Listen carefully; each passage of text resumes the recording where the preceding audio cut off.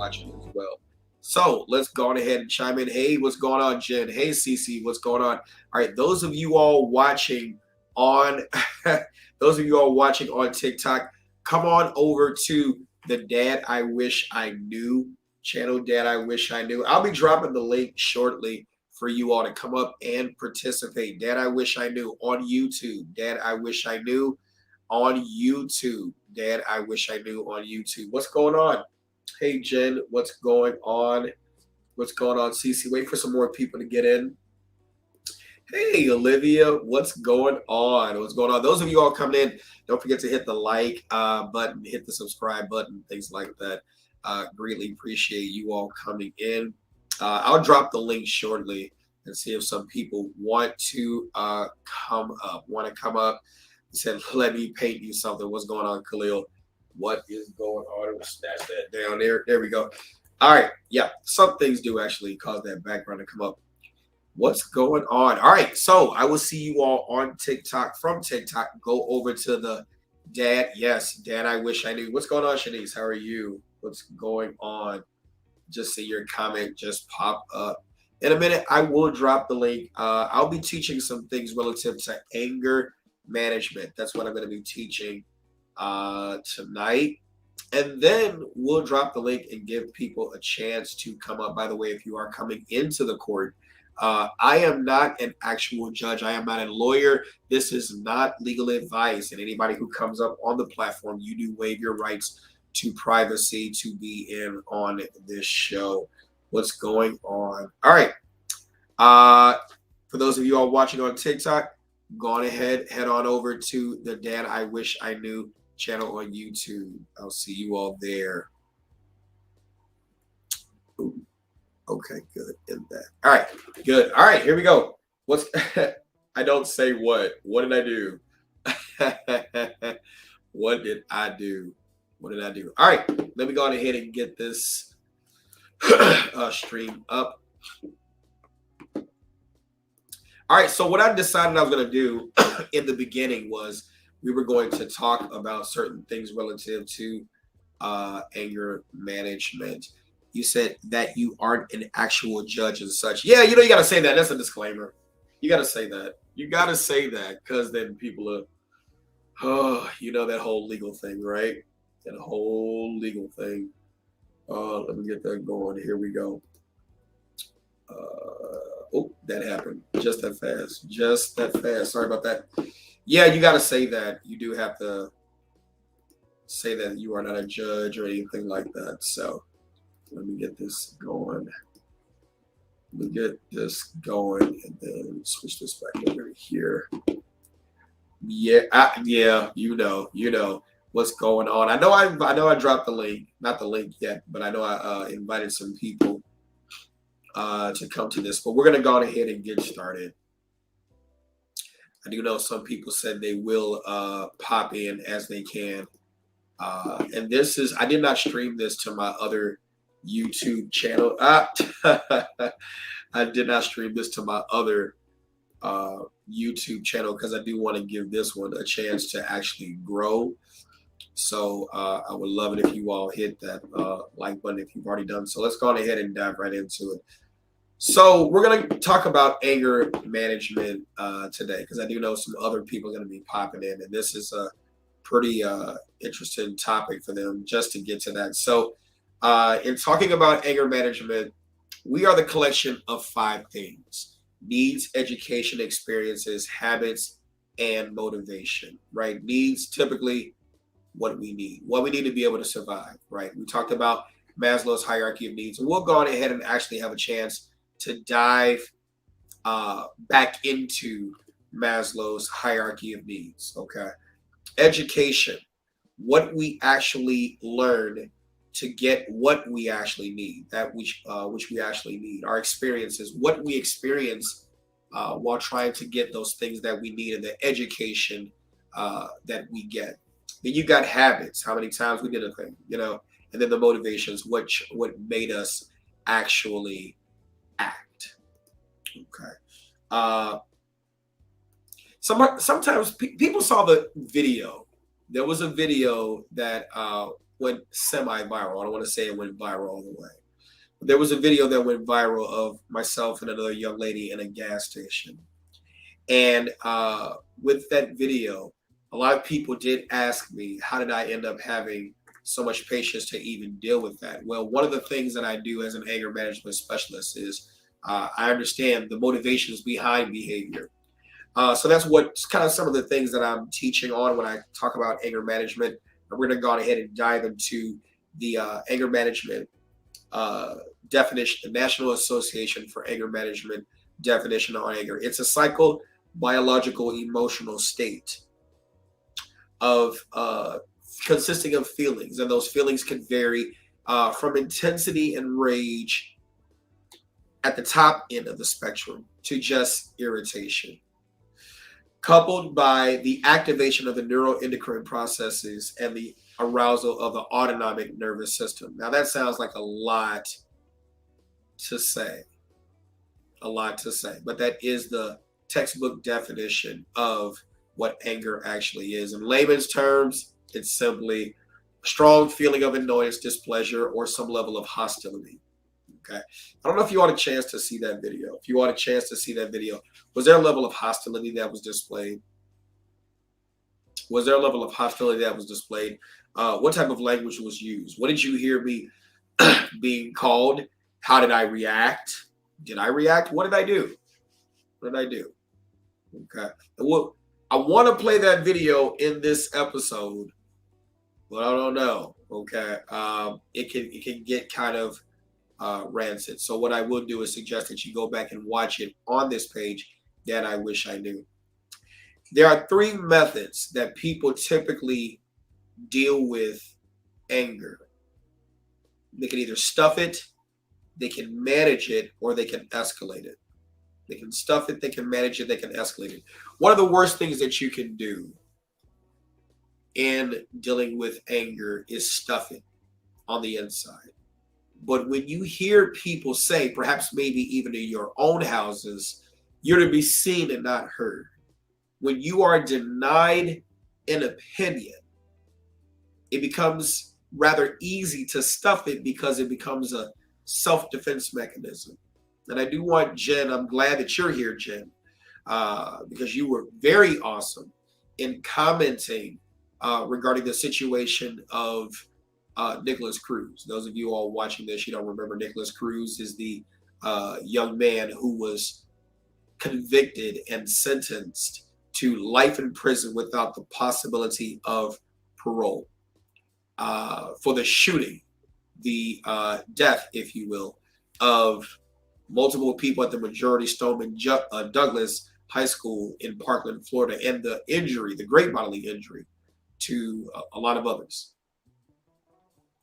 And so we were talking about some things relative to that. And I'm curious as to how many times he had to stuff things on the inside. You know, then they escalated, which is exactly what Nicholas Cruz and a percentage of active shooters, in fact, they do. When there's a trigger point, it becomes too much. And they escalate it and then manage it. So we got stuffing, escalating, and managing. Notice there was no statement about getting rid of anger. There was no statement about getting rid of anger. Why? Anger is a healthy emotion. You're never going to get rid of it because it's just like happy, it's just like sad. I argue that feelings are very inconsistent platforms to base anything that is meant to be solid and actually have a high level of value and last for a long time. That's my subjective opinion. 3 responses to anger triggers, okay? You typically have emotional, cognitive, and then physical. When we get to the second module of the anger management education, which could come perhaps at a later date, let's see how this one goes. But if you decide to take an anger management education course with me, you will learn that though there are 3 responses to anger triggers, being emotional, cognitive, and physical, Have you ever learned or ever noticed that babies, younger children, typically it's kind of physical, then emotional, then it's cognitive. I always say that exposure comes first before comprehension. Exposure comes before comprehension. Oftentimes, people want to wait until a person is able to state what they feel, how they feel, and what they understand about the stimuli that is pushed towards them when they have to be exposed to it, be educated about it, make sense of it to be able to properly explain it. So typically when there's a stimuli of pain, there's a physical reaction. Then there's the request that, well, why didn't you think about what you did before you did it? If they were never educated about that thing. The response is typically physical at first before it becomes emotional. That typically follows after. And then cognitive. Okay. So let's get to it. There are 10 characteristics of people with anger problems. Low frustration tolerance. Shanice, I know you said you watched the video. When we're talking about low frustration tolerance, how many people could say they would have the patience to be able to deal with what I dealt with that night? How many people could be able to say that they have that type of tolerance? And that doesn't make me special. I'm not trying to put myself on any platform or anything like that. It's just that when you've understood certain things, right? Remember, we've talked about this before if you follow me on some of my other pages. And this perhaps is not the, CC said not I, but you said not very many. Hey, Miss Cat. Yeah, not very many. Not very many would have that kind of patience because, especially when you're talking about name calling, things like that, we're going to get to that down this list. But low frustration tolerance, easily irritated. You know, especially when you're being called something that you may not like to hear. And depending upon what you were taught about respect. Sign up in the comments. How many of you all think you're entitled to respect? And I've heard that stated before, that we all are entitled to some level of respect, right? But when you begin to look at the definition of what respect is, it starts out with two words, and that is a feeling. A feeling. A feeling of what? Well, there are a variety of different definitions or continuance, words that come behind that. But it starts out as a feeling, and I typically don't go past that because I have a few questions to ask you.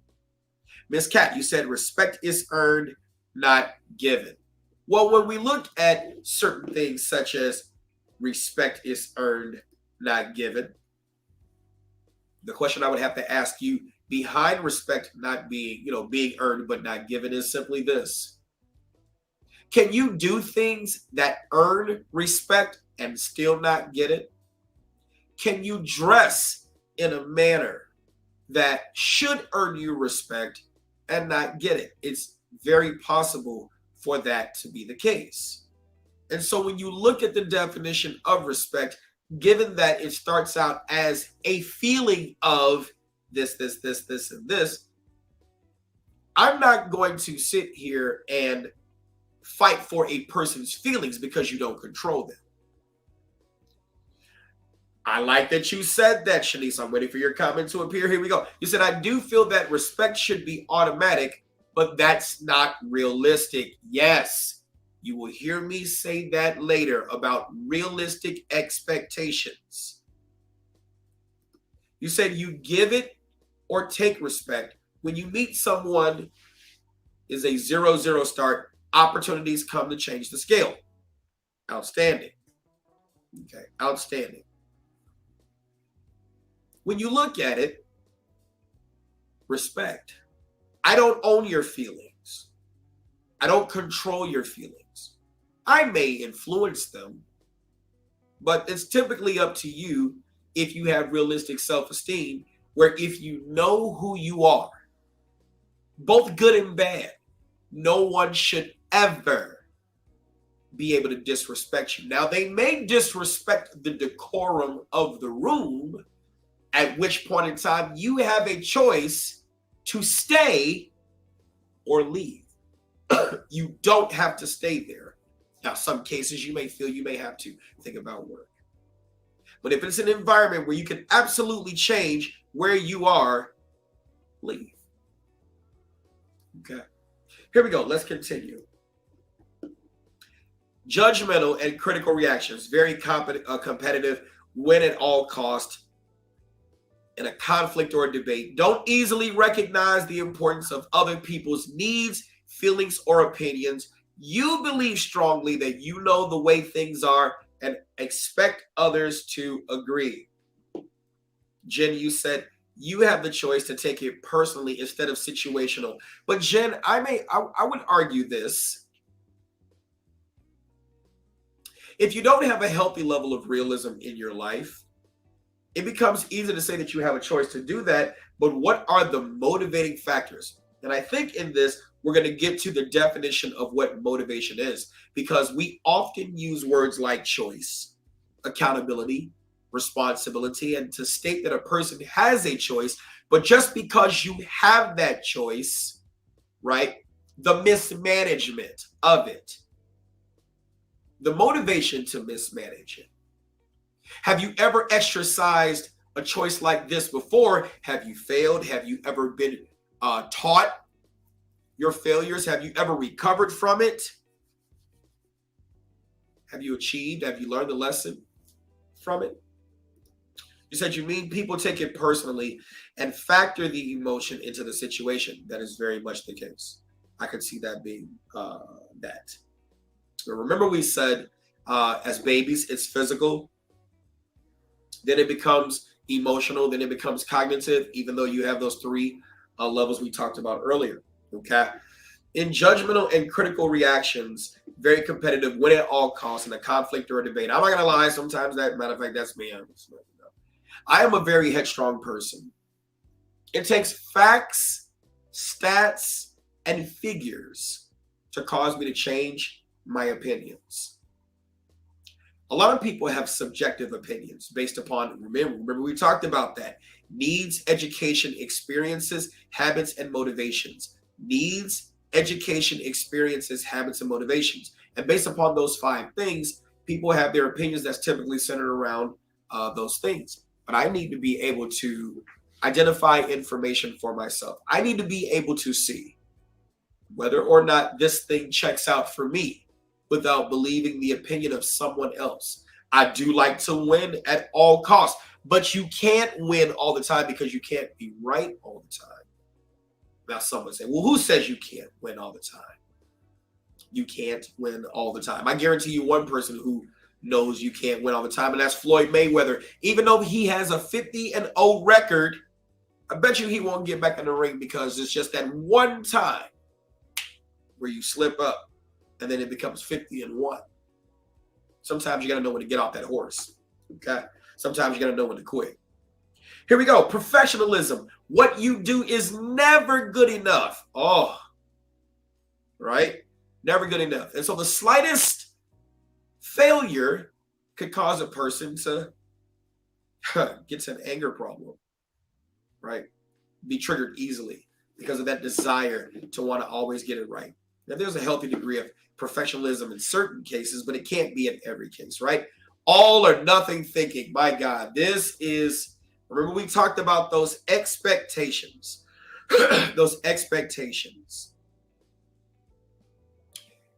You see things as black and white. It's either right or wrong. Aren't we taught that in childhood? Some of you all who follow me, you remember me talking about a person is a friend or not, right? You're either a friend or not. Come on, friends, let's share. Grab your friend's hand, right? And so what do? You grow up thinking this person is gonna be your friend.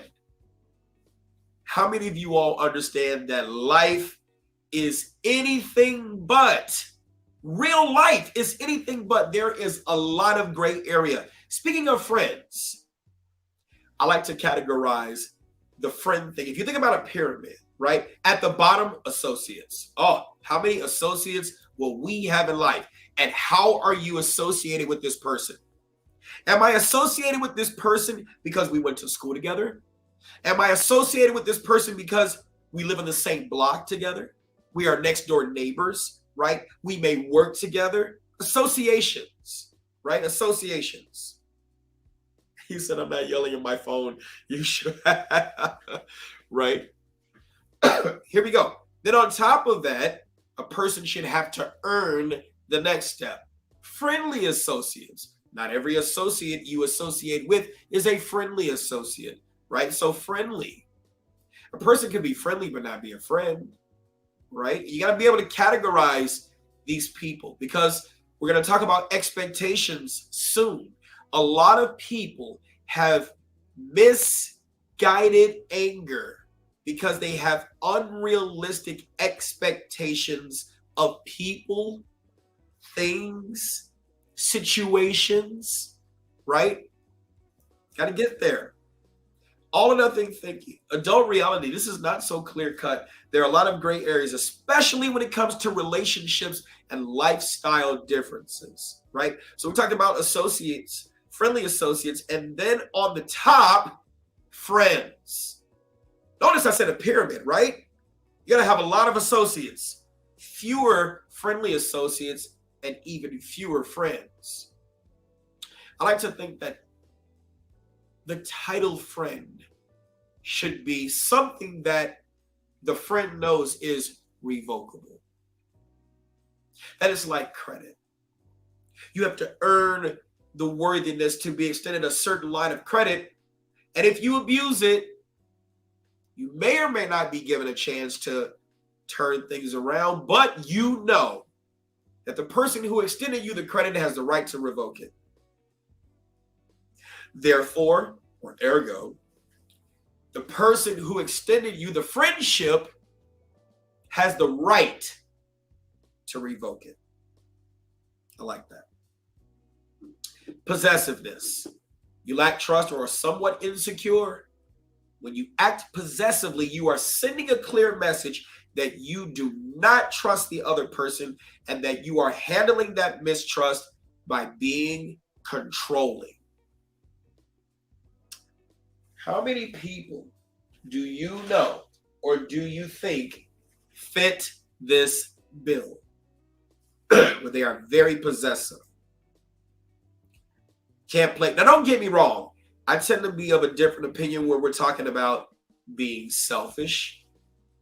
I tend to be of the opinion where I believe there is nothing wrong with being selfish. Not only selfish, but how good can you be for someone else if you are not good to yourself?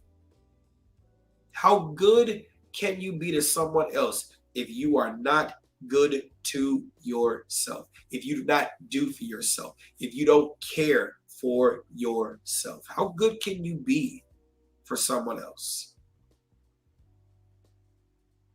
So there's a balance that has to be stricken. And see, when you look at the top, all or nothing thinking, but then you look at possessiveness, are there some of those things that between these two, they kind of, it's ironic. I don't know if it would be, if ironic is the word, but don't they kind of seem to contradict each other? That's what I meant. Contradict each other in some fashion, some small degree. You said, I think there needs to be some clarification on what you really want to know. In terms of what? In terms of what? Maybe I lost the point. Poor communication. Please let me know, Jen. Poor communication. You may have trouble staying focused on what someone is saying, and it may be difficult for you to listen carefully. You may not believe that communicating with others is effective, or you've given up discussing things. Or you may simply be a quiet person and have never developed your communication skills. Here's a thing that I say with regard to that. Miscommunication. Those of you who have followed me before, I believe you understand when I tell people, when I ask people, or even teach people, what are the 3 styles of learning? You're talking about possession. Okay. What are the 3 styles of learning? Audio, visual, kinetic. In other words, people see things visually. people like to hear you say things, explain them. And then some people like to do things hands-on. Is it fair to say that most people are hybrid learners? When we talk about poor communication, are we talking about poor communication on the part of the receiver of that communication? Or is it poor communication on the part of the deliverer? Because sometimes if you don't understand how people learn and the environments that they learn best in, how will you be able to analyze yourself to see if I can even communicate in a manner in which you learn? Outside of the TV judge thing, I teach people in unarmed and armed security and other occupational professions. And so a part of that is I have classes where they're online. And that's the first thing that I ask people is, how do you learn best? And the minute they say they have a problem with the computer, yeah, you said Zoom, all flashbacks. Absolutely. The minute they say they have a problem with the computer, I say, hey, wait a minute. Maybe it's not proper for you to take this class because I don't want to take your funds that you've secured for the class and then not be able to deliver because you've psyched yourself in believing because you really wanted that you can do it. Right? And you can, maybe in the future, just not right now. And so you have to understand that within yourself so as not to put a person in a situation that you as the instructor, teacher, parent, whomever, you should be smart enough to know whether or not this person can actually carry out this, because now I'm communicating to you in a manner that you don't understand. So I'm already putting you at a deficit. Why would I do that? Right? Why would I do that? Punitive behavior. Let's get there. You may often feel like punishing others for various reasons. You have a belief that people should do things the right way, and if they don't, they should be punished. You may have been punished quite frequently as you were growing up. Those of you who follow me, have you heard me say this before, where I talk about a great percentage of this anger stems from childhood experiences, trauma. We just got through watching the punishment phase, the victim impact statements against Nicholas Cruz, against other people, right? And so when you look at that, you begin to see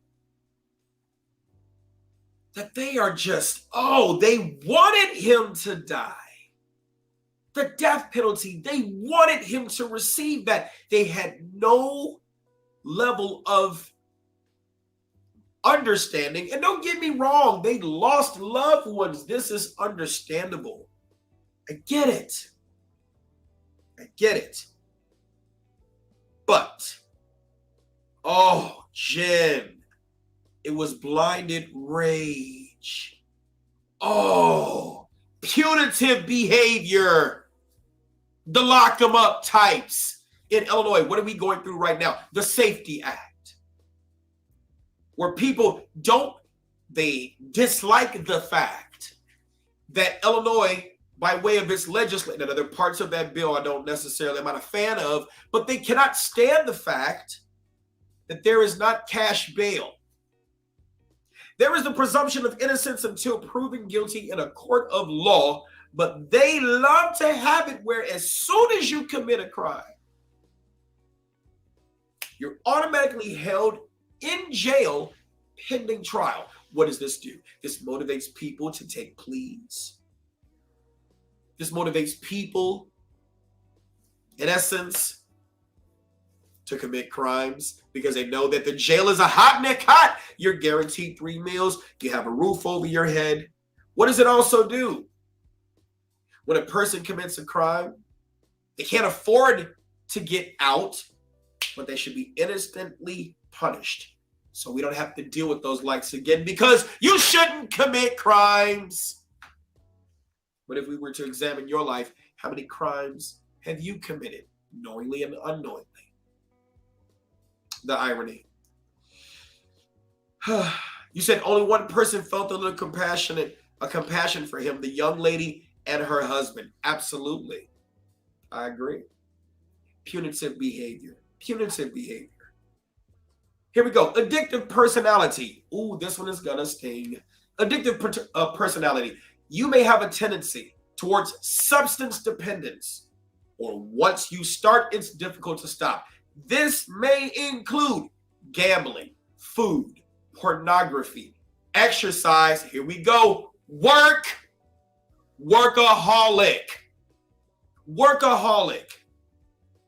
And even relationships. This often implies impulsive behavior and difficulty in delaying gratification. Did we hit home here? Did we hit home here? Now, I know, Shanice, it's all good. I love you all. The people who's supposed to be in this room are the ones who are in this room. And I value every last one of you. General Colin Powell said it best. Avoid having your ego so closely connected to your position that when your position falls, your ego falls with it. To that I also say, avoid having your ego connected to the lesson that we are talking about now, because it is very possible to have an anger problem and still value yourself. A lot of times people are afraid to do the work of healing themselves, finding out where that trauma is, because they feel that when they find out what that trauma is, or even if they know what that trauma is, that to deal with it means they are a bad person. You can still be a good-natured person and still do things that could hurt people that you, A, don't intend to do so, B, intend to do so, but have other reasons you need to heal from, such as the punitive behavior. Yeah. Absolutely. Whew, I'm just saying, right? So don't have your ego attached to this. Or they, me, fear the pain they might encounter on the path to free the anger. Free the anger. That's a powerful statement. If you could take a moment and like this show, this stream, I would greatly appreciate it. 11 people watching, 4 likes. If it's not too much trouble, greatly appreciate it. Let's continue. And I hope you all are finding value in this. So, let's think of your family and anger. Some questions. What stressors do you see as having had an impact on your family? How did your family react to these stressors? How do you see the flow, direction of anger in your family? Remember, you all followed me before. You've heard me talk about the family credit report. Family credit report. What does any of this mean? Family credit report. We're going to go through it tonight. Y'all ready to go through that family credit report? After we get through with this anger management, I'm going to introduce you to the family credit report. Certain parts of it. It's a workbook that I completed. It's going to be out shortly. Right? You got to look at the history of anger in your family. You need to see where you come from. It's easy to say because we've acquired certain materials.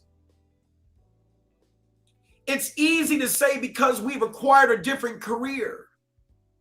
It's easy to say because we've acquired a different living space that we're different than our family. Come some 10 years down the road, 20 years down the road, 30 years down the road, when you look back and you examine, do I have the same outcomes as they? Do I have the same outcomes as they? Them, they. You get it, right? How do you see the flow or the direction of anger in your family? Where did that anxiety go? If you were to show a video of anger in your family, what would you see? Number 3, what forms of reactivity would we see? Would we see the evidence of relation cutoffs? Relation cutoffs. How many times do you see on social media where people say, you got to be willing to cut people off? You got to be willing to cut that. That's the craziest thing ever. When we talk about resources and we talk about relationships, you can't have resources without having healthy relationships. And if someone is so quick to cut people off, what level of success do they have? When people are celebrating, I'm doing it by myself. I don't need you. If they don't need you, what are they teaching you? I really wish more people were in here to hear this, but that's okay, because I'm going to stay the course, because this needs to be heard. What symptoms developed in your family? What else comes to mind about your experience growing up in your family? Let's talk about healthy anger versus unhealthy anger. Healthy anger, I've told you, saying it before, saying it again. Anger is a very healthy emotion. A very healthy emotion. How is anger a healthy emotion? Well, anger is a healthy emotion. It's appropriate to the situation. It's not used to punish or hurt, to get back at, immediate control, intimidate or control, or manipulate the other person. You verbally express it. Sometimes my tongue can be a blessing and it can be a curse. Oh my God. How many of y'all know that to be the case? How many of y'all, your tongue has got you in trouble just like it's gotten you blessings? It's true. It's true. You got to express that stuff. Of course, there's time, manner, and place restrictions, but you got to express that stuff. You don't stuff it down or ignore it. It becomes worse. Oh my God. The things that you tell yourself don't exist, you're stuffing it. It sits there and it festers and it hurts, and you lie to yourself and you tell yourself that it is not hurting, and that is not true. It hurts, and you know it does. And what do? You drown that hurt in workaholic. You drown that hurt in sexaholic. You drown that hurt in alcoholic. You drown that hurt in other holics. You drown it. Don't do that. Let it out. Let it out. You watch that video, right? I don't want to do it on this one because I actually want to keep this because the page is monetized, right? Right? So I don't want to watch that. I don't want to put that on. But go back and watch that video. You see how I had to let her get all of that out? It's pressure. And when you know who you are, who you really are. No, I'm not going to the poem, Hey Black Child. But when you know who you are, you're not worried about people saying things to attack you. It's allergies. Thank you, Joe.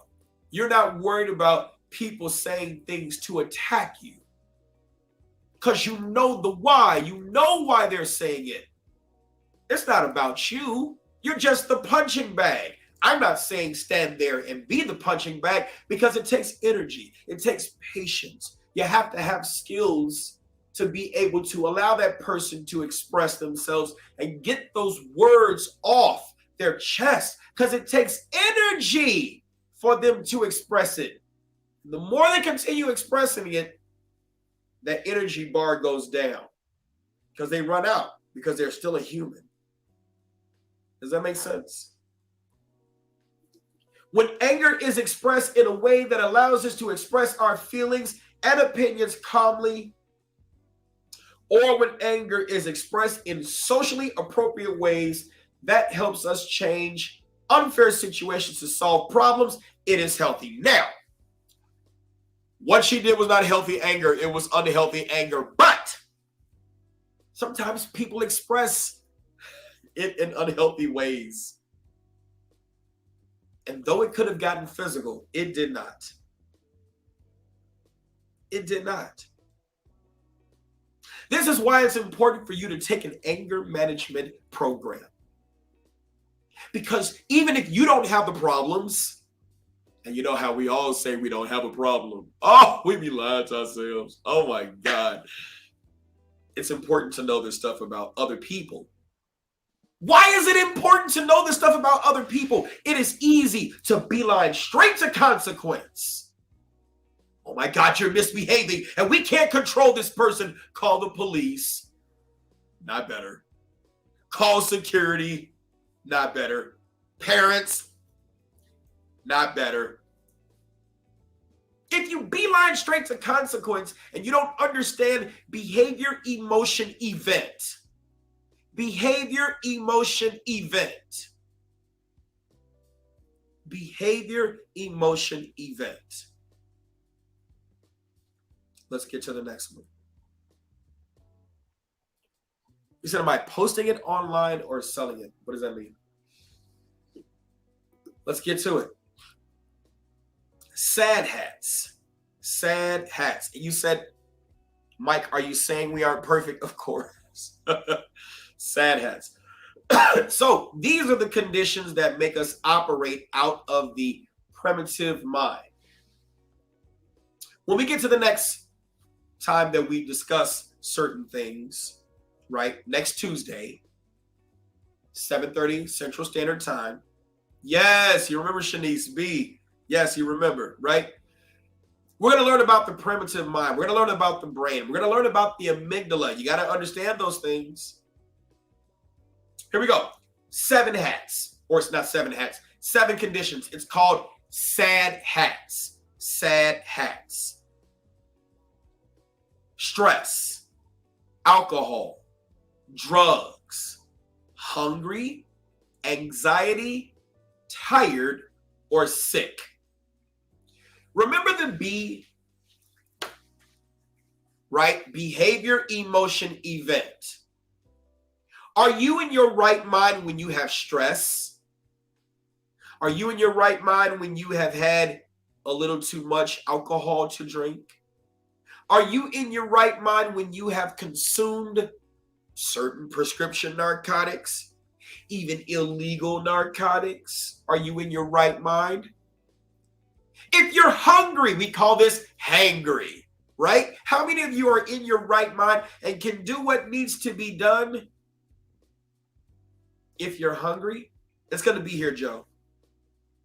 What about if you got anxiety? If you're anxious about something, are you in your right frame of mind?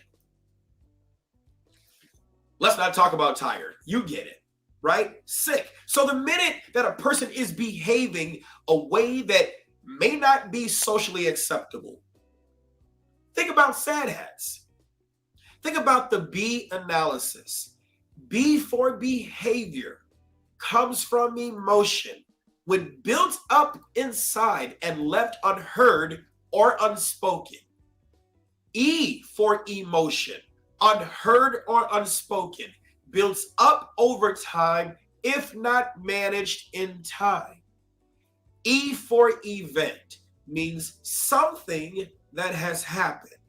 So ask that person, how do you feel? Then ask that person, what happened? That is from a book that I wrote called Steve the Bee and Little Frankie Talk Behavior and Feelings. It's only $5, MikeBrowsBooks.com. Why not learn it yourself? Why not teach your children that? Because without it, what's the first thing that people do to something they don't understand? They fear it. And when they fear it, what happens? Kat, you ask a great question. What about people with mental illnesses? That's a whole different subject. That requires the analysis of you being able to understand the signs and symptoms of those persons who display certain kinds of mental illnesses. Because the thing about anger management and the anger management program is you cannot work with someone regarding anger if they do not have the capacity to return to the evolved logical brain. If they don't have the ability to be able to return to the evolved logical brain that has reasoning, logic, that thing in your brain that says, don't do that, here are the consequences. You have to be able to see and assess that. Sometimes we get into arguments with people over and over and over and over again when they don't have the capacity. And we see this. Oh my God, we will just keep arguing over and over and over again. Over and over and over again. Why? You just got to just prove your point. You got to understand what I'm saying. Not everybody's going to. Not everybody has the capacity to.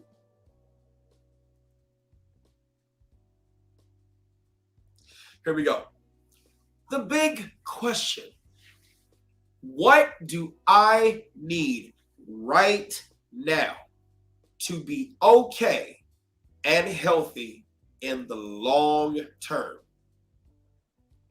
What do I need right now to be okay and healthy in the long run, in the long term? What do I need? That's the question you need to ask yourself. And it takes you having the ability to be able to gather your faculties about yourself and understand what I need to be okay.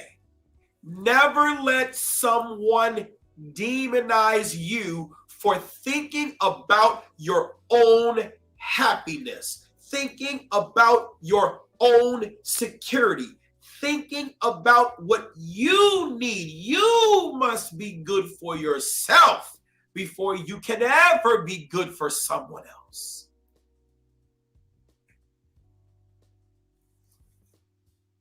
What do you think about that? What do I need to be happy right now and okay and healthy in the long term? What do I need? Everything. Think about it from when you wake up in the morning. Whether you took your shower last night or took your shower this morning or a bath, whatever, you set the water to the temperature you desire. You use the soaps that you desire. You got your towel that you desire. You use your lotions or whatever that you desire. Underclothes that you desire. Clothes that you desire. Food that you make that you desire. You sit in your favorite chair that you desire. You watch your television program or read your newspaper or whatever that you desire. Everything else that you desire, except when it comes down to relationships, you gotta compromise. Some of you are in relationships that are not going anywhere because you compromise who you are. And you give up what you like to appeal to someone else's insecurities. And you can't even answer the big question, what do I need right now to be okay and healthy in the long term? Think on that. Think on that. To answer that question, you got to function out the evolved brain. You can't operate in your feelings. Oh, God. Here we go. Feelings. We're going to learn about that next, right? You've heard me talk about the amygdala before. Fight, flight, freeze, and emotions, all impulsive. You got to operate out the evolved brain, which means you got to be able to think. And when you learn about the different anger levels, irritation is small, rage is big, that's 10, from 1 to 10. The goal is to be able to know your triggers, know what sets you off, know what makes you upset, know who makes you upset, what conversations can I handle, what can I handle,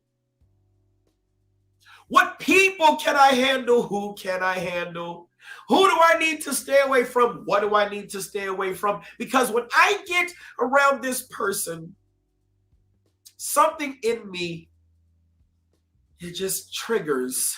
It's a certain thing. You got to be aware that the goal is to catch it. You got to catch it. You got to catch it. You got to catch it. Because when you can start to catch it, you can control it. You can manage it. You can manage it. Because once you get past a certain level of anger, you are no longer in the evolved brain. You are all in the amygdala. You are in your feelings. You're not in logic. And your feelings matter. Oh, your feelings matter. But there is a time and a place. There's a time and a place. The primitive, the primitive brain does not have thinking capacity. If you begin to function out of the primitive brain as a result of a triggering situation, by virtue of asking the big question, you are automatically redirected towards functioning out of the evolved brain. And let me tell you one thing that you can do now. One thing that you can do now. Stop using the word why. I know who, what, where, when, why, and how. Oh my God, here we go. Who, you. What, you begin to think about the process or processes or processes, however you want to say it. When, then, where, there. Why, huh? Because when you say the word why to a person who has trauma, you trigger their defenses. Who are you to ask me why? Who are you to want to know why? So if you stop using the word why and you start using the word, what has you feel that way? Now you begin to take them out of the primitive brain, out of the amygdala, and into the evolved brain, where they begin to think about the process of what has them thinking this way. Does that make sense?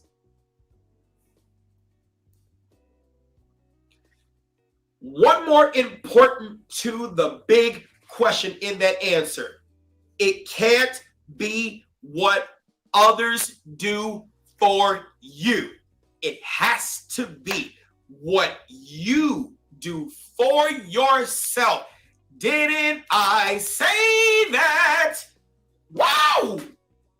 Not what others do for you, but what do you do for yourself? Because the thing that you don't do for you, that you allow someone else to do for you, cool, it's great. You're getting that assistance. But when they are through with you, they will use what you don't do for you against you to put you in a prison that you didn't ask for. It's got to be what you do for you. And that's why those of you who follow me, who subscribe to this page, who hear what I'm talking about, mothers, I will get to the questions shortly. Mothers, you have got to teach your sons and daughters knowledge, skills, and abilities so they have the ability to do for self. There is nothing more lonely than a child who feels helpless. they feel they can't do. We must care about these children's outcomes and give them skills that they have been tested in and tried over and over and over and over and over again. So that when life shoves that pencil in their hand, they will have a dot in the evolved brain to connect. So when they ask the question, what do I need to be okay right now and be happy in the long run? They got to process. I know how to do this, get this, but I need this, but this is missing. Bam, got it. And why do I say mothers and not fathers? Because I want you to understand that you are our first love. You are our first teachers. Oh, you matter more than you know. And when you don't heal from your traumas, you actually give it to us. You matter. And don't let someone make you feel bad. I had a sidebar on this one. Well, you chose to have that baby with that man. Y'all stop saying those things like that, because here's this. I used to say it too, gotta be honest.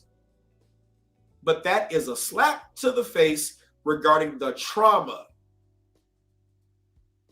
that mother had in making that choice.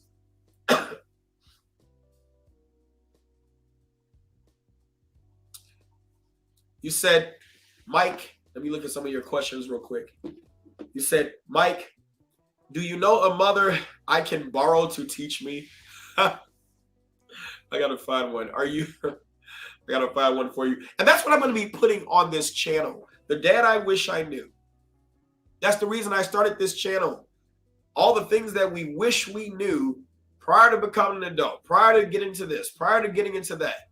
Oh, this channel, I believe, is going to be so valuable. I'm going to put so much stuff here. This is just the beginning. Couldn't do it on my instructor Mike page. People follow me there for a different reason. But I want us to start here. I want us to start here, and I want us to build a community of reciprocal relationships. Reciprocal relationships that result in resources. Reciprocal relationships that result in resources. I know you're not joking, Jen. Reciprocal relationships that result in resources.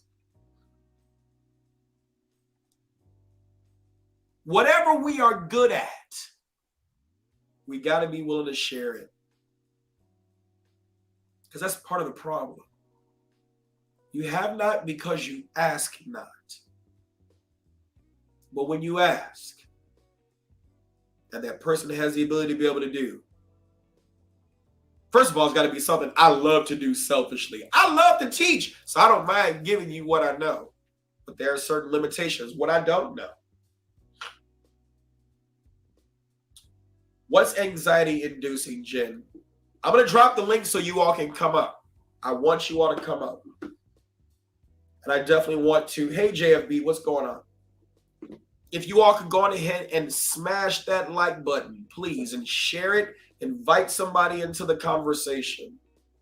Let's continue with this. Because I'm curious to see what you were saying. I hope I didn't do something. You said I can help anyone, but asking for help is nearly impossible. I understand. And you've been through a lot, Jen. Oh, you've been through a lot, right? Very important. Here we go. Unrealistic expectations fuel unrealistic emotions. Unrealistic emotions fuels irrational behavior. Unrealistic expectations fuel unrealistic emotions.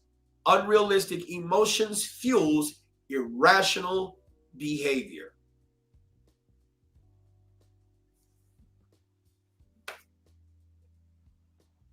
Does it make sense for me to, yeah, I may feel this way. I may expect this thing, but is that expectation real? Well, if the expectation is not real, then the emotion you feel behind that failed expectation is not real. So then does your behavior make sense?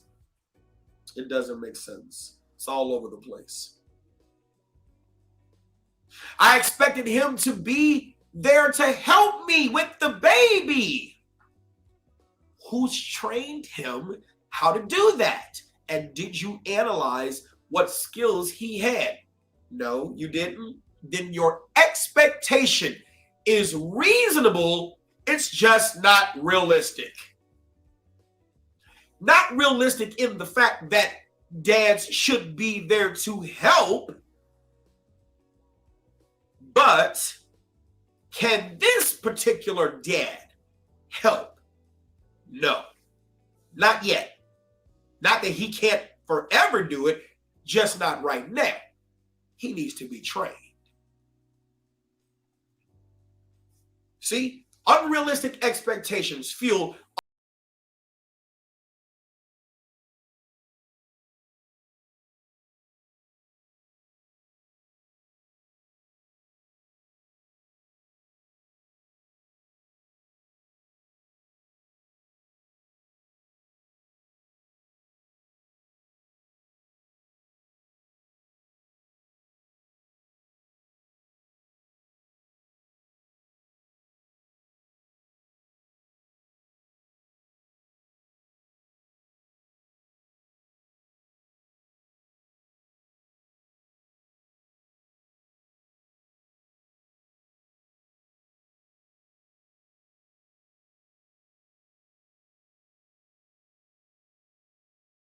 critic has something to teach you behind that criticism that may burn.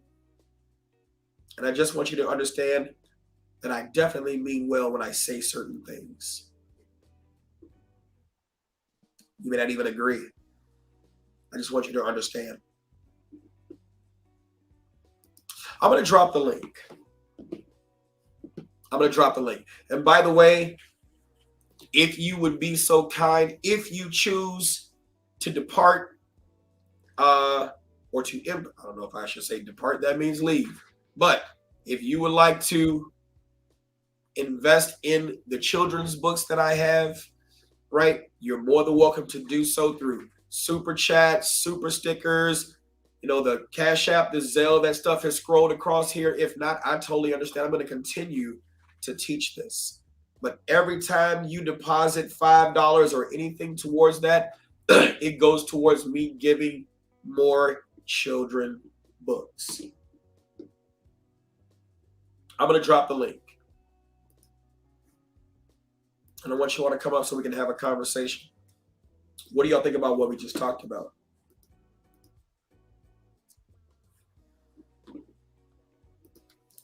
I just dropped the link.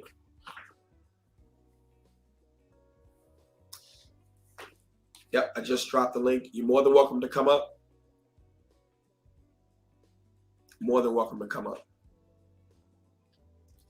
You said we got to get you in that CPS vendor database? Absolutely, man. Absolutely. Whatever I got to do to make that happen. For the kids. Oh, for the kids, for reals. For reals. Right. I dropped the link. If anybody wants to come up, Jen, I know you said you had to take a break. I know you said you had to take that break. You said it was very eye-opening and much needed. I'm humbled by that. Thank you very much. Very, very much. And I'll go on ahead and present one of my books now.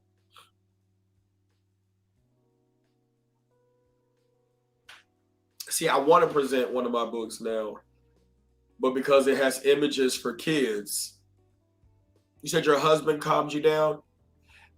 Jen, I hope that this wasn't triggering for you. I'm sorry if it was. I'm sorry if this was triggering for you. I did drop the link.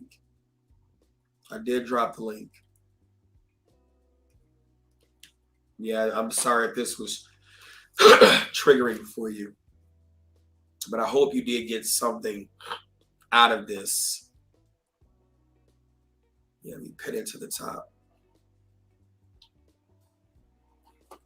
Oh, that's I'm on my instructor mic page. Not too bad getting my headset. Okay.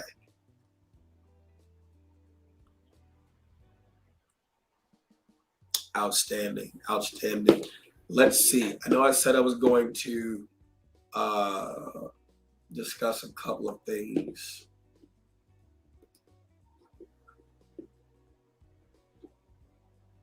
You said, I will say once again that video you shared the other day.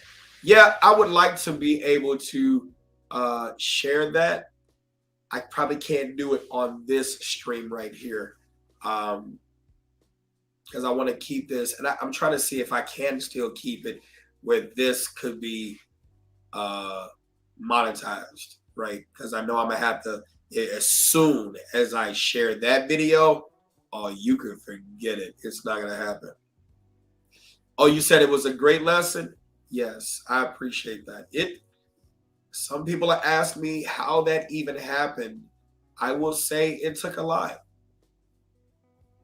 It took a lot. But it wasn't a position that I had not been in before. I'm actually in that position quite often. Right? All right, so I did drop the link. And if people want to come up, you're more than welcome to. If not, we will end it. Let me see. Yeah, we will end it. And then you said absolutely not with that video. Yes. Oh, YouTube definitely let me know already. They said no, not that one. Not that one. You can forget that one, buddy. No.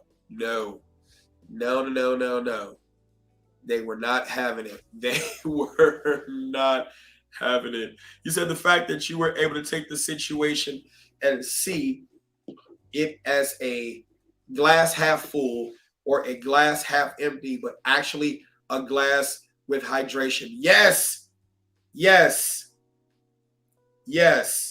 Yeah, I do deal with that situation quite often. I do. I do deal with those situations quite often. Hey, Jen. Hey. I'm sorry, Jen. I hope you weren't triggered by that. Oh, no, not too bad. There were moments where I had a parasympathetic response, but other than that, it was pretty all right. Yeah. So what do you think about tonight's lesson? It was definitely enlightening and definitely gave a perspective that was very different than I had ever heard, which is awesome. I've heard it said a lot of different ways. Yeah. I've had a lot of anger management exposure over the years. Yeah. And do you know? Oh my God, I wanted to tell you this. I'm glad you're here. So, the mother of one of the victims from the Sandy Hook situation actually championed a cause to talk about Nicholas Cruz and to say that, no person is born evil, and that what got him to there, and when we pay attention to the things in our backyard, it has a great chance of prevent. It was very refreshing to hear someone who had lost a loved one in a very similar situation say that about Nicholas Cruz. And I've got to hunt that down. I almost want to show it, but Law and Crime. It's on Law and Crime, and I want to show it. But Law and Crime will try to. Yeah, you got to. You can, if you clip it, to just that clip and you use it as fair use, so as long as you use commentary on it, you're Right. good to go. Yeah. You gonna make me find it now. You gonna make me find it. You gonna make me find it. It was wonderful when I heard. Matter of fact, let me go look it up. It was wonderful when I heard her say it. Wonderful that I heard her say that, because she actually has a organization that she champions, or that she champions those causes, and she said Yeah. he was not And she has a leg in the game too, so right. that's yeah. So to have both of those experiences joined together is definitely refreshing. Yeah. And then the Max guy, I forgot his name, Max Shatter or something like that, attacked her for that, like verbally, during the victim impact statements. And it's like, come on. I have never understood You know, the attack phase when yeah, it comes to the victim impact phase of any death. I mean, it doesn't, child, adult, any death, that the circumstance is horrible. right. But to attack it, I never understand that, because you're not in that person's shoes. Yes, you can be critical of the person, but Right. there's a difference between being critical and attacking. Like, but I don't understand that. Yeah. Yeah. Yes, it is definitely something. It is definitely something. So, all right. I don't know if anybody else wants to come up. What are some things that you would like to see uh, discussed in anger management, and discussed um, perhaps on this channel, that you think you could benefit from? Well, Miss Cat brought up something really kind of poignant, is the mental health aspect. Okay. And you brought up in childhood trauma definitely uh, ties into the anger management, Sure. and really going into the differences of the trauma responses versus a person that is just having a fight flight response. And especially with your law enforcement background, the obvious differences coming from a third party, like the differences that you would see and feel in those situations. Outstanding. Yeah, I think what I'm going to do is I'm going to invite someone who I know is a mental health specialist, because there are different levels of anger Mm-hmm. specialist. Uh, Mm-hmm. and then at a certain point, when it gets beyond education and you start to Yeah. get into what you're talking about, that's when we got to put on. Yeah, I'm not going into clinical, Oh, the basics. yeah, Yeah, no, absolutely. just the basic differences in the strategies. Because as I told Miss Cat, I'm not going to repeat her specific diagnosis. Sure. But for myself, I have complex mental health issues. So I have CPTSD, I have anxiety disorder, I have DID. So with all of that, it was very complicated to even pinpoint an area to focus on for me to even help be able to get the cognitive focus to deal with the anger. So it's the same rules apply. You just have to first focus on the mental health aspect. So I don't know if Miss Cat is still in the room or not, but I just wanted to clarify that real quick for her. Yeah. Yeah. I don't know if she's still in the room either. But okay. Oh, Jen popped out. I didn't push you out, Jen. I did not push you out. I don't know what happened. I don't know what happened. But that is definitely something that we are going to discuss here. I think Jen may end up coming back. Okay, there she goes. I'm like, I didn't do it. I didn't do it. Sorry, my dog bumped me and my phone fell and my thumb hit the leave button. All right, like Mike, what did I say? I didn't do it. I promise not. But Mike, you did it again. no. Okay, yeah, that's definitely something that we could focus on here. So I definitely want to thank you for coming up. And do you have any final thoughts? Keep up the good work. Thank you. Thank you. I appreciate you. You've always been great in this conversation. So I really hope somebody comes along and finds not only just the value in this and what we've talked about, but in your words and Shanice's, JFB's. We call them the usual. Yeah. Every live between this one and this one, I appreciate you all, especially being the first live on this channel. Like if it was the instructor Mike, and I might go on ahead and peer over to that one and start a quick live. Yeah. Hey guys, I saw your post. I saw your post on your other channel saying, "Hey, come over here." So I added you today, and then I saw you go live. I'm like, "Hey, I'm not busy." That's it. And this turned out to be a really. The first lesson is usually a really really great lesson because it opens up a lot of stuff that even applies to us. To us. Kelly said, "Are you familiar with the course Mental Health First Aid?" I am now, Kelly. I am now. You said, Mike, you want to just make it a little bigger on that poster that you posted. I mean, that you on this channel? On the community channel or the community post? Is that what he's talking about? Oh, no. You said the audacity of overcome. Hey, Andrea, you just walked in. Oh, well, I guess we'll be staying a little bit longer. Hey. Oh, so sad. Yeah, Kelly, no, I have not heard of the mental health first aid course, but I'm going to look it up. You said, yeah, maybe post a short from this live on your main page. Yeah, this was great. This really, really was. You all were, and I definitely have it on live chat replay. Matter of fact, let me go double check it right now. So that way the live chat does play. Huh? Yeah, post the little clip of anger management and going over the physical, emotional, like that little part. Yeah.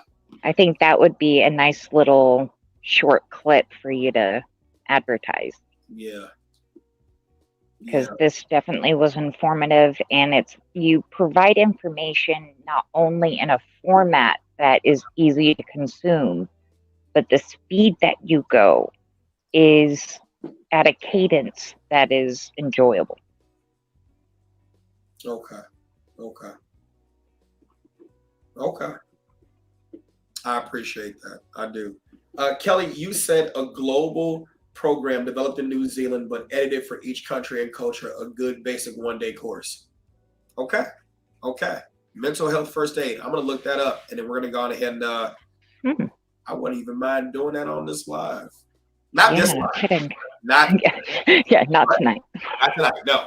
But definitely doing that. I just want this page to be a page of resources where people can go to this page along with others and then be able to gather the things they need to be able to teach themselves and the future. You know, because I'm just, do we get tired of saying, man, I wish I knew that? Oh, I wish I knew that before that. Like, I wish I knew. And mine that I hate is, wait, I should have been taught that. Wait, when did you learn that? Yeah. Wait, who was supposed to teach me that? Yeah. Wait, what? Yeah. Mm-hmm. Yeah. Yes. You said, Shanice, you said, do I have a picture of the pyramid I mentioned, the one about associates and friends? No, but I can make that picture. I thought you were talking about the Maslow's hierarchy of needs. And the family credit report too. Yeah. Thank you for reminding me, Jen. Let's do that now.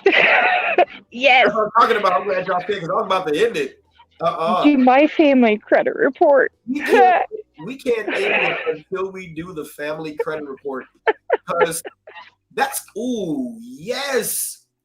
yes. All right, let's get to it. It's going to be controversial now, but who cares?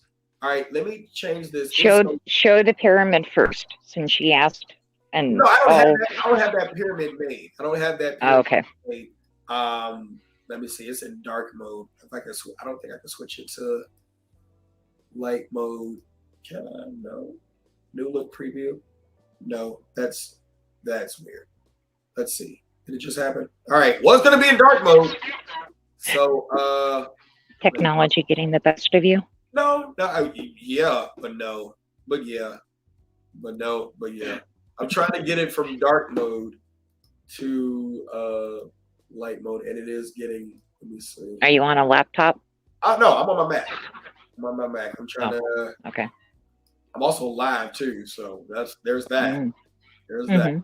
You are sarcastic. I love it. Yeah. I don't know what you're talking about. Right. All lies. All lies. All right. I have a sweatshirt that says classy, sassy, and a bit smart-assy. That's it. That's it. All right. Sums me up. Let me share the screen so that way we can go through the family credit report. And it's going to be, like I said before, a little bit controversial, but let's go ahead and dive into it. Can you see the screen?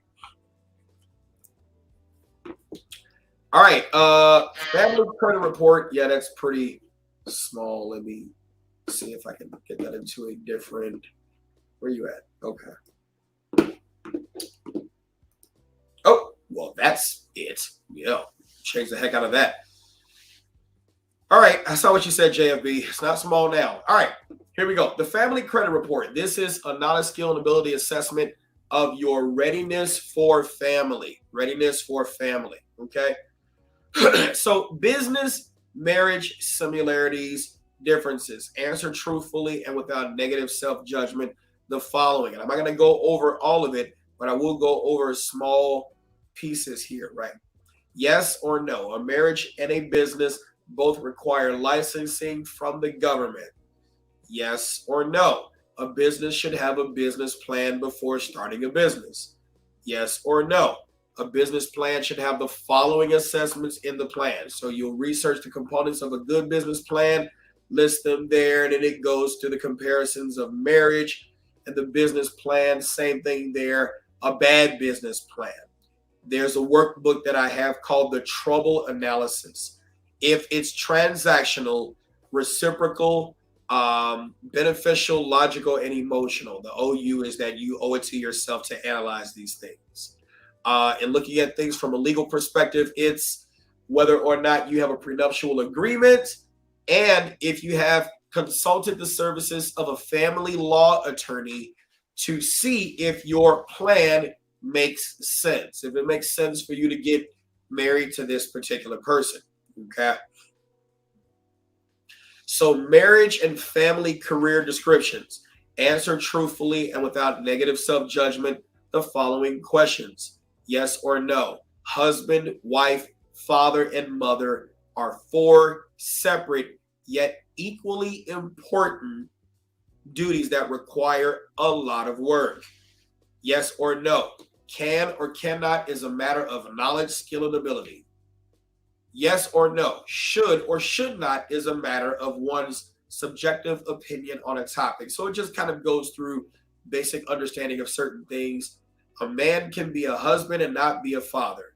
A man can be a father and not be a husband. A woman can be a wife and not be a mother. A woman can be a mother and not be a wife. Yes or no? Husband, wife, father, and mother are four separate yet equally important duties. All right, sign up in the comments if you all are following along, if you're understanding this so far.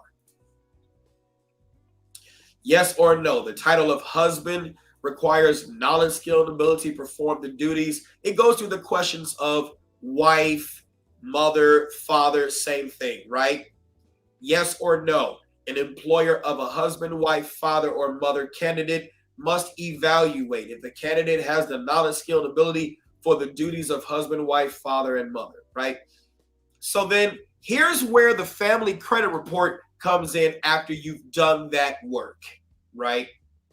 Who are the husbands or fathers? And you're going to analyze this on the maternal side, your mother's side, and the paternal side, your father's side, right?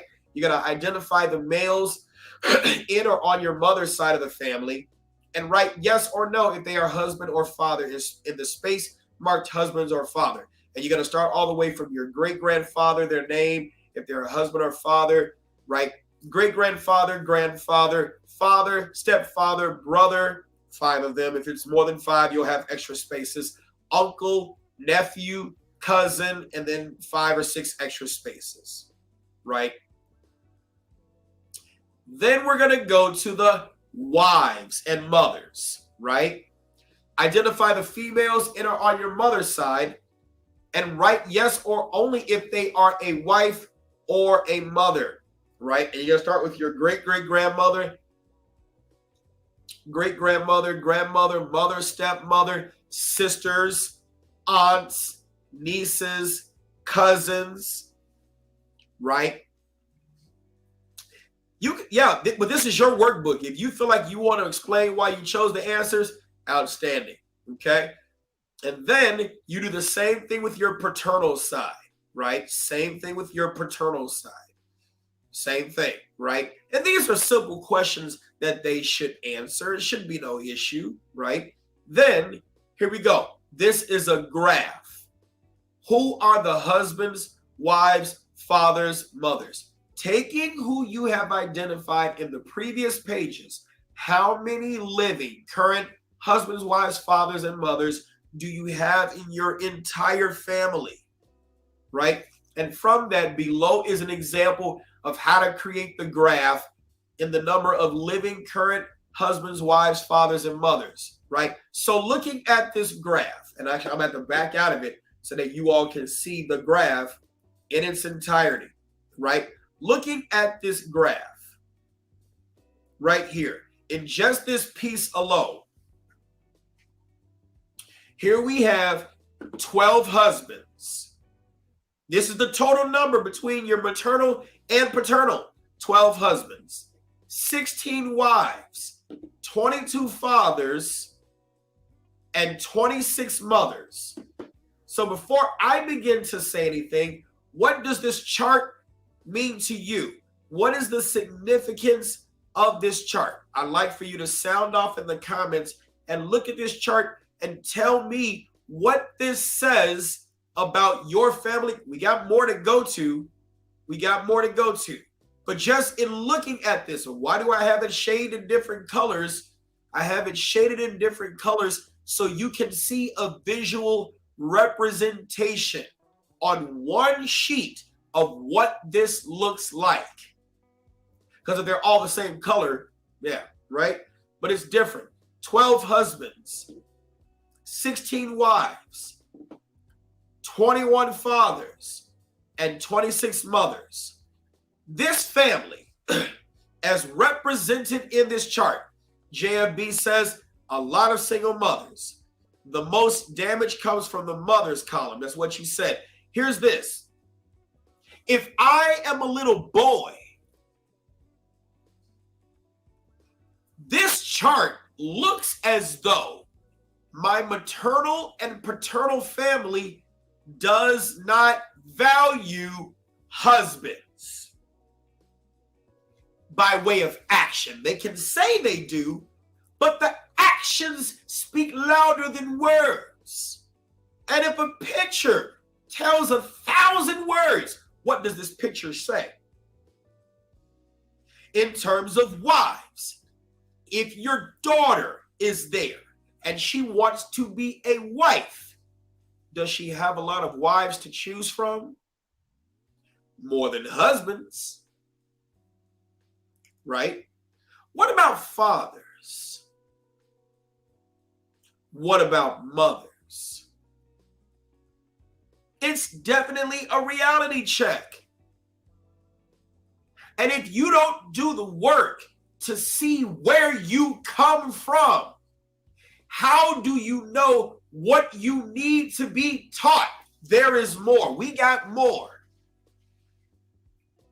Now you've got to get down to the, let me make it fit, right? Now you do it. This allows you to be able to do it on your own, all right? Then you've got to go to the taking who you have identified in the previous pages How many husbands, wives, fathers, and mothers do you currently have active in your family who are active and present?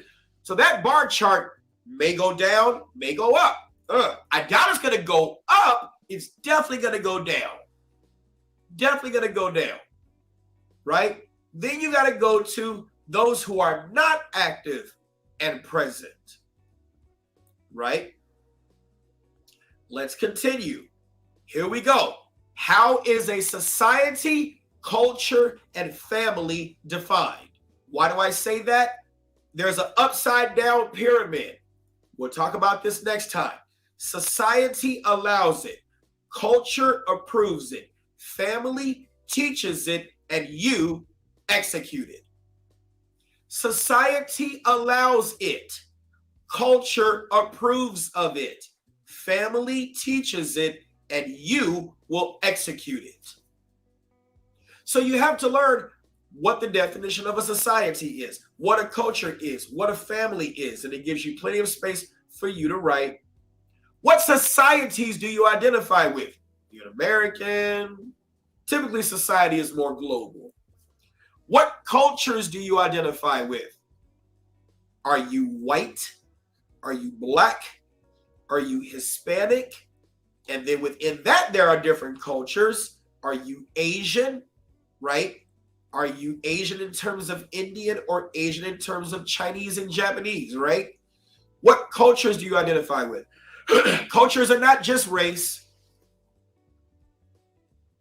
Cultures are not just race. You've got religious culture. You've got political culture.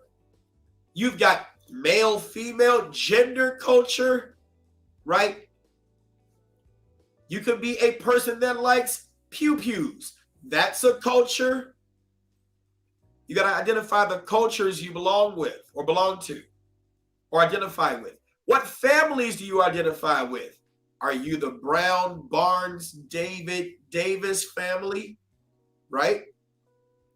Then, what is a value, custom, norm, and a tradition? Define them.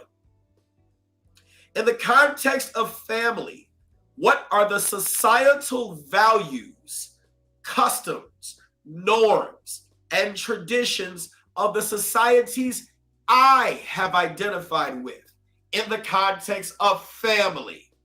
Got to do the research. You'll see it once we get there.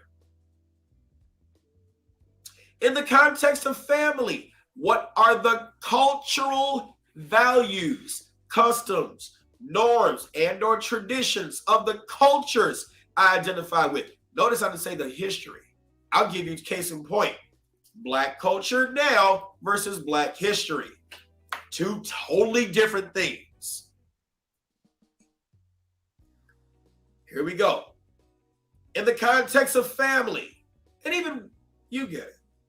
What are the societal, strike that, what are the values, customs, norms, traditions of the families I identify with? What are some of the things that your family does as a custom? What are the family values? Once you start to ask those questions, once you start to do the work, you will begin to see what your people know, what they are willing to teach you. If they got a lot to teach you, better get to writing. If they don't have nothing to teach you, then when it gets down to this, thank you, Shanice, for the donation. I appreciate you. In the context of families, how do the societies I identify with, belonging to or with, view and define what a husband, wife, father, and mother is? How does your society define these four things? Here we go. You see, I continue that. That's a lot. In the context of family, how do the cultures I identify with identify and define what a husband, wife, father, and mother is? When you begin to get to the culture that you belong to or identify with, and you begin to look for what is the Black cultural definition of a husband, right? Jen, if you can't find those things, get with someone. I can definitely help you do some research on this. Other people can help you do some research on this because sometimes you might have to go outside of your family. Right? How do they define what a husband, wife, father, or mother is? Typically, when you do the research, you will find that society doesn't really have definitions beyond the legal definition. You will find that the definitions get more finite or fine-tuned when you start to get to culture. When you get to culture, that's when you start to see the definitions, especially when we're talking about religious culture. Right? When we begin to go down even further, in the context of family, how do the families I identify with identify what a husband, wife, father, or mother is? This is going to get interesting. Well, I don't know what a husband is. I know what they should be able to do for some families. I know what they do. Well, your definition of a husband is your father. That could, you see what I'm saying? You'll start to see things. Your eyes will be open. Your ears will be open. Right? Here we go. Then it gets down to you. In the context of family, how do I define what a husband, wife, father, or mother is? Here we go. What qualifies a man to be a husband? What qualifies my father to be a husband? You might see some similarities. You might see some differences. What qualifies a woman to be a wife? What qualifies my mother to be a wife? You might see some similarities. You might see some differences. What qualifies my boyfriend to be a husband? You might see some similarities. You might see some differences. What qualifies his father to be a husband? Y'all see how deep I'm going? I'm just saying. I'm just saying. Am I struggle streaming? I'm not struggle streaming. Here we go.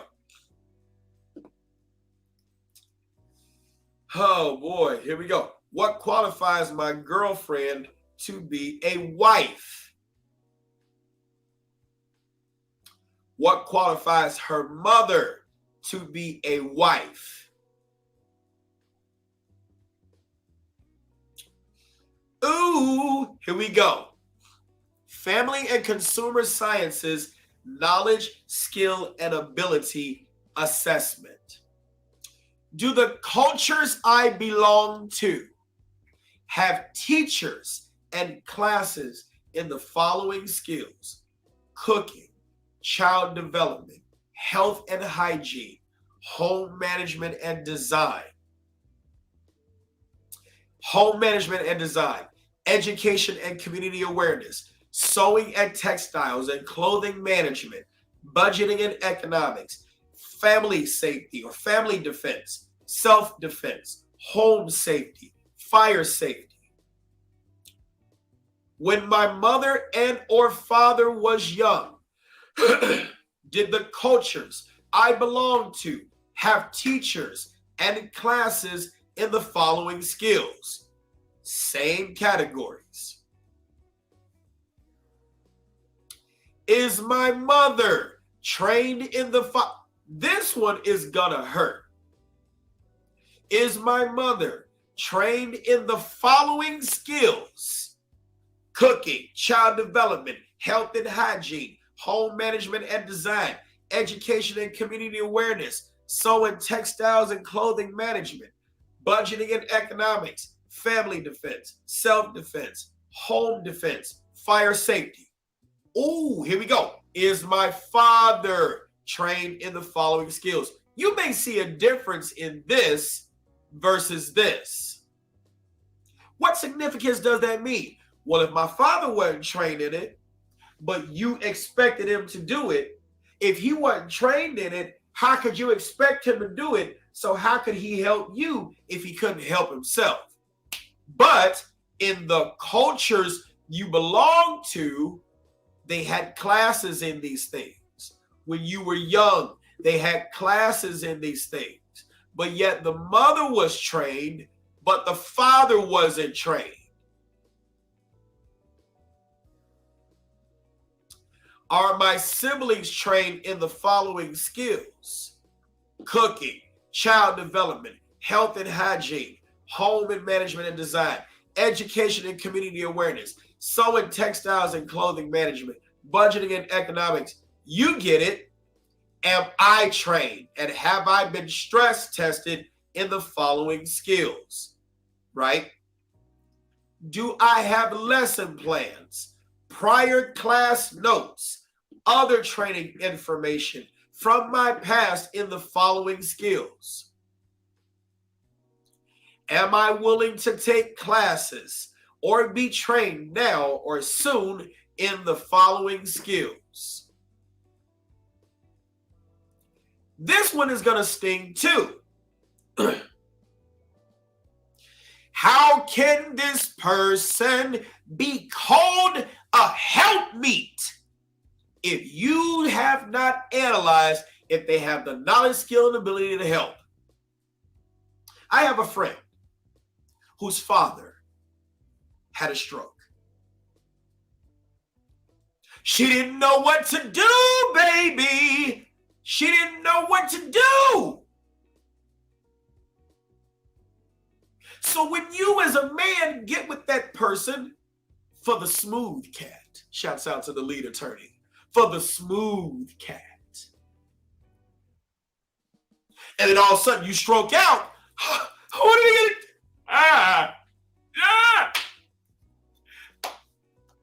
What are we going to do?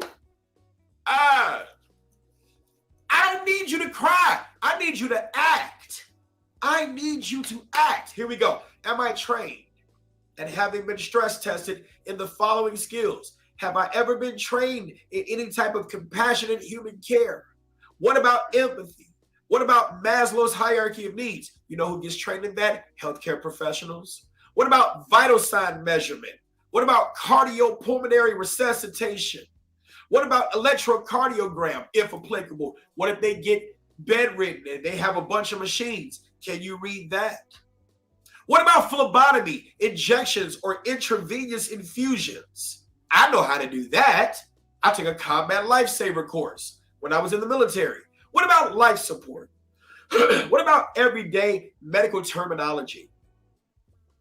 What about changing bedpans? What about wound care, nutritional management, notifying emergency medical services, next of kin, how to call 911? That's a skill. What about gunshot wound immediate first aid? What about recognizing stroke and immediate action response? What about recognizing heart attack and immediate action response? Over-the-counter medication uses, labor and delivery, stop the bleed, moving and handling skills for elderly and infirm persons, after death planning and estate affairs execution, personal career displacement, and financial management. What does that mean? Well, you're working a job, person gets sick. When they get sick, what are you going to do for employment while you're taking care of this person? Recognizing the signs and symptoms of special needs and how to handle those symptoms and any other things you could think of. Any other things you can think of. And that's the end of it. So What are your thoughts about the family credit report? I said I wasn't going to go through the whole of it, but we end up going through the whole of it. What are your thoughts about that? Now, some of you all may sit there and say, well, that's a lot of work to do. You know what else is a lot of work to do too? Healing, therapy. Would you rather do the work now, or do you want to do the work later when you get into a situation and then you're later like, Dad, I wish I knew. Dad, I wish I knew. Dad, I wish I knew. I wish I knew these things before I got married. I wish I knew these things before I had children. Hey, Cece. I wish I knew these things. So you said, what's the grading system at the end? It's not really a grading system. What it is a revelation. It's an eye-opener. When you begin to do the work in that family credit report, you begin to see the areas of vulnerability. You can take this to a divorce attorney or family law attorney. You can take this to a therapist. You can take this to an anger management specialist. And we can look at these things and say, man, you have done more work than most. You have begun to break down the societies, the cultures, the families, and then your beliefs. And you can begin to say, I know where I need to do the work. I know what I need to work on. I know what skills and knowledge and abilities I need to be able to acquire so that I have a high level of value to myself and then to someone else, to my children. And because I've been exposed to these, what you will find out is this. You may find out that the generational curses that people talk about, you may find out the curse is not just in your family, it's in the culture. You may find out that curse of single parenting is in the culture. There is a big difference. I'm going to stick to. There's a big difference between Black history and Black culture. Society allows it. Culture approves it. Family teaches it. You will execute it.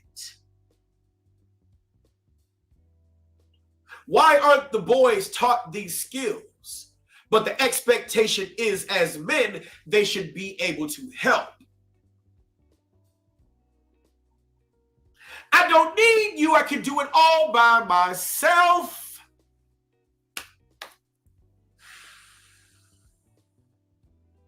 Does any of this stuff make sense?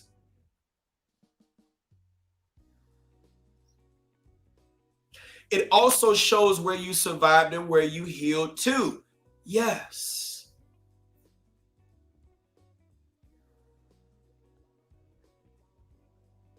I'm just saying. If you don't do the family credit report, you may think that you have been taught everything, but you may have been taught what they wanted you to learn, what they wanted you to know, not what you needed to know. There is a difference. There absolutely is a difference. All right. That's it for tonight. We've been pushing for about 2 hours. I think this is between the first anger management and the family credit report. I really believe that there is a lot of information here. Kelly, what did you think? What did you think of what you saw here? I think there's a lot of information for you to digest. and even go back and watch the replay. And this will be on my podcast as well, On the Mic with Mike. On the Mic with Mike. You can catch the replay of this, listening to it, by watching Dad I Wish I Knew, this channel. Please like, subscribe, hit the bell all for notifications, right? If you find value in this, leave a comment below. It's a lot. I am going to take this up and break this up into shorts. I really hope you found value in this. And the Family Credit Report book will be out shortly for you to do the work. You can't find out where you need to heal until you see it in front of your face. We get so distracted in a lot of different things. Shouts out to Shanice. Appreciate you as always for donating 2 books so that I can get children these books. Every $5 donation goes towards books. I do have children's books. I will show you the website, just so you know, because people say they got stuff and sometimes they don't, sometimes they do.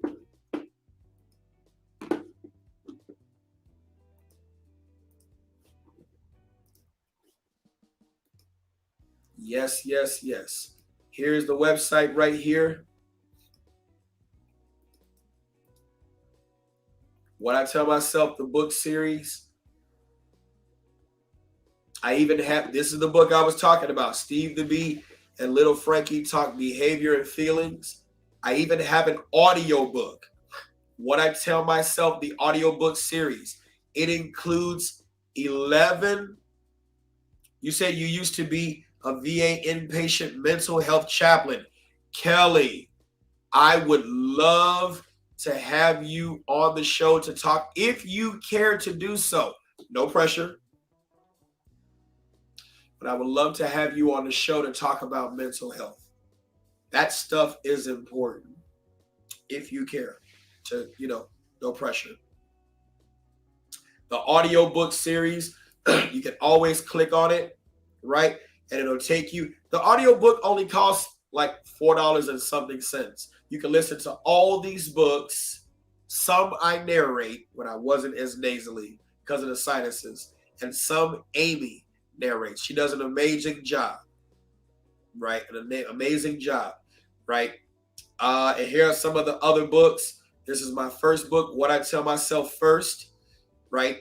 And these are other books in the series. Other books in the series. So you're more than welcome to go to the website and check them out. They're both in English and Spanish. English and Spanish. MikeBrownsBooks.com. MikeBrownsBooks.com. I even have coloring and activity books. And I actually have to update this because I have another coloring book, Whose Fault Not Mine. I can't wait. I get them tomorrow. They come tomorrow. So Whose Fault Not Mine is also in a coloring and activity book, right? Yeah, I've got What I Tell Myself First, the coloring and activity book. Then Mommy, Daddy, Please Teach Me, the coloring and activity book.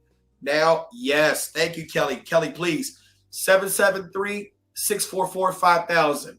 773-644-5000. Please text me, and then we can arrange that to happen. And I would love to have you on. It'll probably be Tuesday, 7:30 p.m. Central Standard Time, okay? The different journals. We'll talk about these some other time. It's important to get these journals. The trouble analysis, the book in Braille. So I have a variety of different things on the website, including other people's books that I do support. An impossible choice. How do I choose between the two of you? Oh my God. It would be amazing.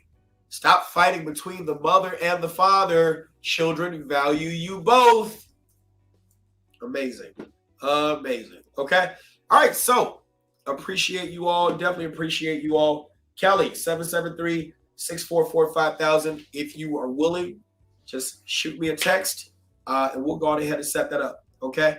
I appreciate you all. And as always, remember, you matter. This is Instructor Mike or TV Judge Mike. I am not a judge, not a lawyer. This is for educational purposes only. Definitely an anger management specialist, definitely a criminal justice lecturer. And I think you've seen that tonight in this live stream. Okay. Jen Grant said, Kelly, as another viewer, I'd love to hear what you have to say if you take him up on his offer. Kelly said it would be his offer. So I appreciate that. Looking forward to more streams. Thank you. Please spread the word. It will take a minute to build up this channel, but I'm dedicated to doing the work, and it will happen. Yes, Jen, what did I do? She said, Mike, post your number in the chat. All right. All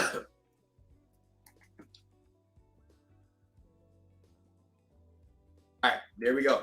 773-644-5000. The number is in the chat. All right. Appreciate you all. I'll probably go live on Instructor Mike just to talk about the good news of how the channel went. And then we'll go ahead and end it from there. All right. I appreciate you all. And as always, take care, be safe. You definitely matter. Until next time.